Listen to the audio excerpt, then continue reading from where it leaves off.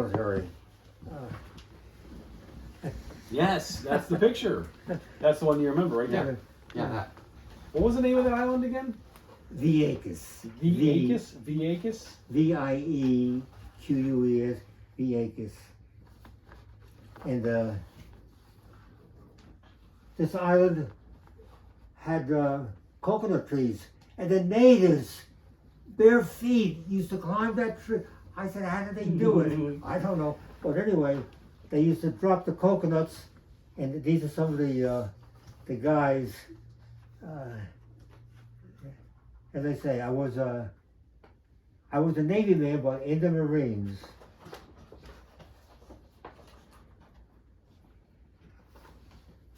Take a look. Yeah, pass that around. Pass that around. But they said, did I see any action? No. I was as safe as we are right now. Sure. No. I was always on U.S. territory. Yeah. And this was during the Korean War, when there was really It was no... in between. Oh, in between the Korean War and Between World War II then. the Korean War and what's the other war? Well, there was a few. It was on... Oh, was it after Korea? So it was between, right. Korea and Vietnam then. And yeah. Okay. But the island, Vieques, fantastic duty, perfect weather all year long. Once I was off duty, I was able to strip down to my waist and just walk the beaches. That sounds nice. Yeah. Sounds like a good vacation spot, maybe. Pardon? Sounds like a good vacation spot right now. Oh, yeah. As a matter of fact, there's a small village, and the Marines used to, when it was time to clean up, they used to take all their trash on a truck and take it to a big dump, still on the island, and all the natives, they used to see the truck go to the dump, but it was easy pickings for them. And I used to hear them shout and whatever, but I had to go with the truck in case somebody got hurt. What I was trying to do was trauma. That's, I was not a nurse. I was take care of trauma, broken legs, broken arms. I did, the doctor that I worked under, on this island where the Marines were, they were taught hand-to-hand combat and whatever else. Every once in a while they used to get cut. They used to come to where I was. I was still under a doctor. I did a lot of suturing. I did a lot of sewing because that's what I was trying to do. And but what was interesting is when the dump truck used to go to the dump, I used to hear the natives shouting in their language. They used to come and go through the dump and used to get uniforms and whatever else, cans of food. They were. It was sad to see how poverty they were. I was sad, and you see little children, preteen, walking around naked. Mm-hmm. It was sad to see their living conditions, but it was an education. I said, let's in the U.S. let's thank God for what we have. What we have. So, but it's but it was, I do believe that every man, more than woman, should spend some time, not necessarily in the military, but serving the country. Mm-hmm. I'm saying, you want the guys in the military to protect you? Well, what are you doing in their place? Now, I believe that we all have a responsibility to give back something whatever it is. If it's not the military, well, as a matter of fact, the fact I was in the military benefited me a lot. I get free eye care, free dental care. I don't get free dental care. Right now, I have 2 molars are going to be yanked. Do you have some pliers? I can get them for you. You probably have some pliers in the basement. They can help. No, but it was, no, as I said, I got benefit by being in the military. Sure. And the fact that I'm getting some retirement by being in the military. No, I believe apart from that, that all men and women in another category. I don't like the idea of women in the military. I can't conceive of hand-to-hand combat with a woman, and no, but to some degree, nurse or whatever, just give back something. So, but anyway, so you left there in 57. right. So anyway, And your oldest was born in 58? pardon. Your oldest daughter would be Ruth Ann. Well, Ruth Ann Was is born in-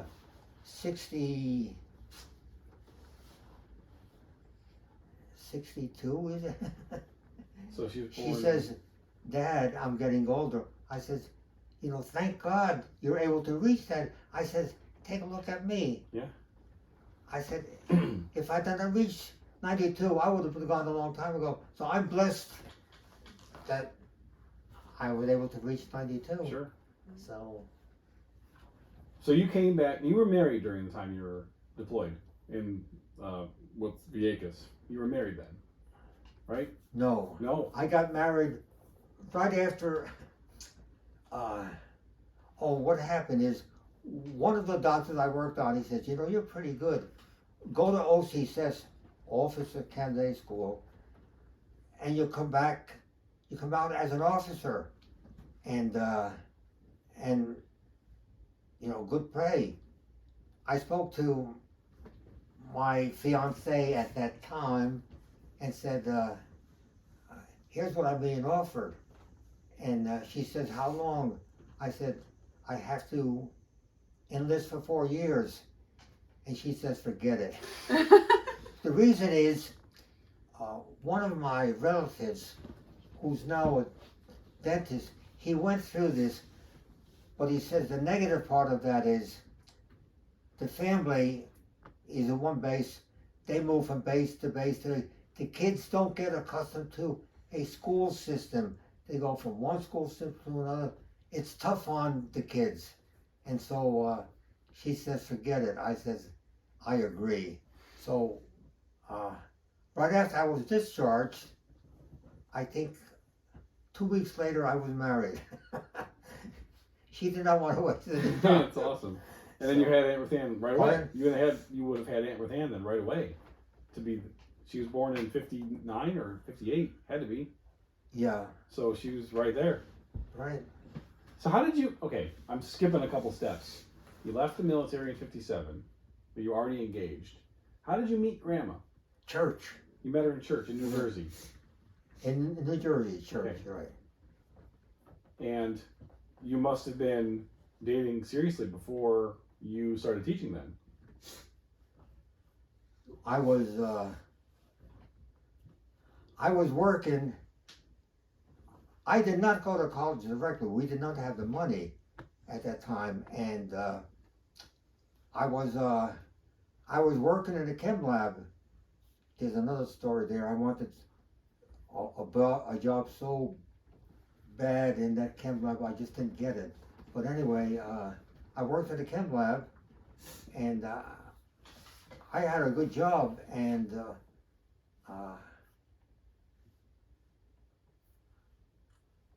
finally, that's when I went back to get my master's degree, and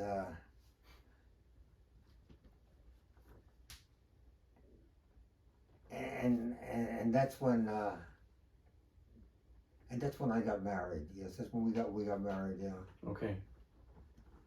So, So what age were you when you met Graham in church? pardon? What age were you when you met Graham in Oh, church? growing up, So as a teen. little kids, and Oh. well, I got married when I was 26. 26. Okay. Oh yeah, I wasn't a kid. I was, I had a job. I had some education, and So you got married at 26. yes. So then it would be before you were discharged. You were discharged in 57. You said. So you're off by a year somehow. Yeah, I was in the military 55, 57. Okay. And as soon as I got out of the military, Right. my wife says, we're getting married. Yeah. Let's do this. Okay. That's fun. And so then so you moved here in the mid 70s or early 70s maybe? Yes, I suppose we could look that up. I would have to look. We could probably look it up. You know, It doesn't really matter. I'm poor on that. You know No, who's it's okay. great? Ruth Ann. Is she? She's pretty good. Oh, she is. But anyway, so enlisted for another 4 years, and having to move wherever I'm being moved. Too much. And said, forget it. And Now you left. I remember the story you told me long ago when you left your car at Grandma's parents' house when you were on the island, right? You left Right, your car with them. yes, So I don't remember that story, but you remember the story about they tried to wash your car, right? what? They tried to wash your car while you were gone. Oh, yes. They would enjoy this. Can you tell them that story? About them? You want to tell that story about them washing your car with dish soap? Yeah, they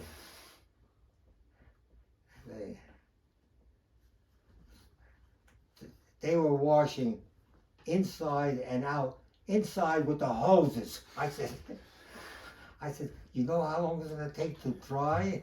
But it was funny. It was funny. But All right, so you got to Syracuse, and you had all 3 of your kids already, they were right. and you got up And here. as a matter of fact, after we moved,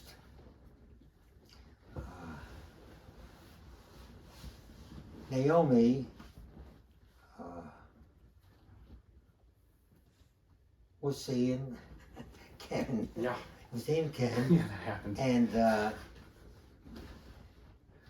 what happened is that did not work out,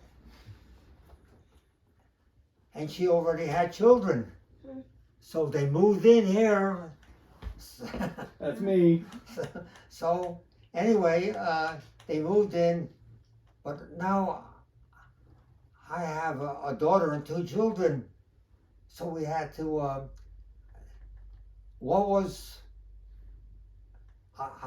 One of the rooms had to be another bedroom, and so it was tight. It was tight, but it was tight. You know, it was tight, but it was safe and loving and peaceful. But no, as a matter of fact, that's when I started to work on my master's. I said, I can't do it. I can't be a father and do school. I just couldn't do it. As a matter of fact, at the time, I was getting close to retirement of teaching, and I was being stressed. As a matter of fact, grading lab books or whatever else. And finally, I was at the kitchen table. Naomi was there. And I collapsed on the table. And I thought I was having a heart attack. But Naomi was holding my arm. We've got to call the doctor. I said, let's see. But it's just that it was exhaustion. I just collapsed. Finally, it was understood. I was not going to finish my doctorate, and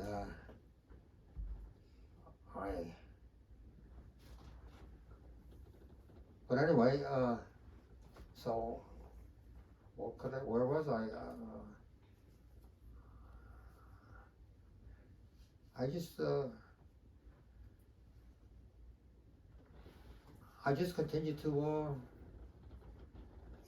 teach, and as a matter of fact, I was out of school. Oh, I went to the hospital then, and went to the hospital, and John Stouffer, he was a good teacher, and he combined classes because we knew the way we worked, Maria, is the two of us used to sit down once or twice a week and arrange our schedule for the week. And so if what was going on in his class was going on in my class, and if I was out, these combined classes and knew exactly what was going on. Likewise, the other way around. And finally, when I went to the hospital for a week after when I collapsed, he took over. He combined classes. They were going to get a substitute. They did get a substitute, but it's tough for a substitute to come in and do what you do. That's unrealistic. What a substitute will do, be a monitor. But anyway. So this happened while we were living here, right? This collapse? Yes. So this was 1990 or 1991 or something like that. Right, exactly. And you retired just a few years after, 96 maybe? You retired very close after that. That's long. Yeah, I was thinking. So, but, and obviously there was a lot. And my wife says, "Are you going back for your doctorate?" I said, "No." I said, I can't. I mean, I actually collapsed. I could not do anything more. I said my responsibility was taking care of my family, and so. Your wife, and your daughter, and your grandchildren. And in the same house. And I need kids, of course. I had daughters. They needed a father figure. They needed a family. And if I were busy with schoolwork, I could not have done. As a matter of fact, I don't know if I ever would have made it to get my doctorate. It's out of the question. Yeah. You would have had to abandon your family. Well, that's it. I mean, it's not worth it. So, but anyway, but here I am. Yeah. And no, I'm glad right now. My 3 daughters. I'm glad what happened to your mother, Naomi. Ray is a good person. They're stable. That's what I wanted. I want them to have a stable relationship. They're stable. They're all stable, productive. They're able to pay their bills and so on. And so, well, you know that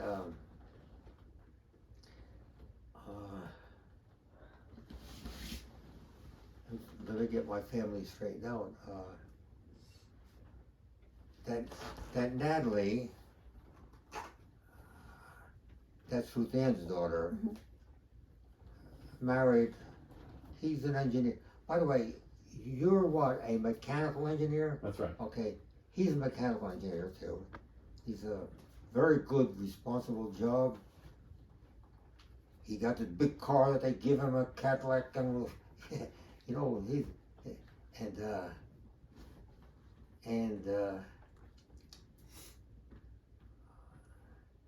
let's see, Rebecca's son,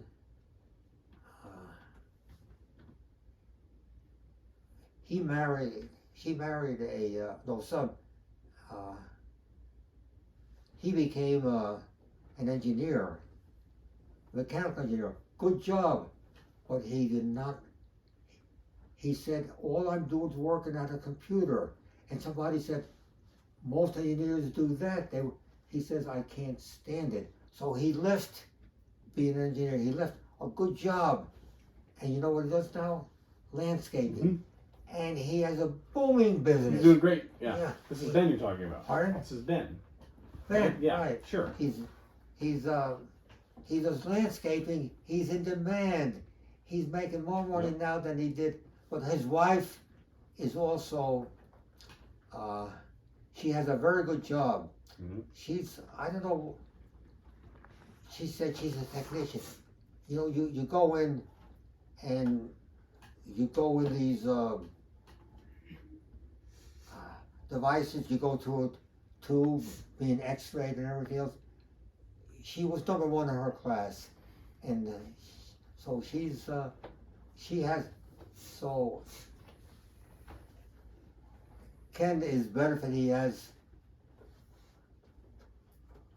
you know, a good wife who's responsible, and so he doesn't want to do engineering. No, but Ben of course had that moment in high school where he was just about failing out of school. Oh, right. And then they finally figured out that he was dyslexic. He went from being a D student to an A student in 1 year. That's exactly right. And he went on to get his engineering degree. He got his engineering Immediately degree. did very well. And I think he wanted to As do a it matter of to fact, prove that he could do it. He came to me for help. Yeah. He was working on, he had a calculus course. He said, can you help me? I said, yeah. Then he took calculus too. Mm-hmm. But I needed a book in addition. I couldn't remember all that stuff. Sure. Then he took calculus 3. Okay, 3. He sure. said, I said, forget it. I'm not going to go back and take the course alone. Those get hard. Those math classes get hard. So, I did them but too. anyway, no, but He's a smart man. he finally got his act together. He did. Well, you know what that Yep. is. I do. So what? I think he proved to everyone that he's very bright. He needed to do that to inform himself. You know, I was teaching part-time at OCC. Yep. And a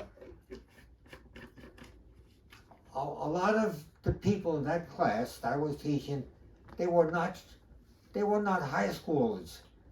Many of them were out of the military. They were working on a degree. They were serious, and they were also paying. They were serious about being in school, and so there wasn't any fooling around. Right. They were there. They were paid for there. it. Many of them were married with children, Yep. going to school. So teaching at OCC, the college level, was so easy, and but in high school, I used to have one boy. He used to say, I could see that his parents were feeding. He said, Mr. Polichemi, I'm going to be a doctor, so I need an A in this course. I said, I'll be rooting for you.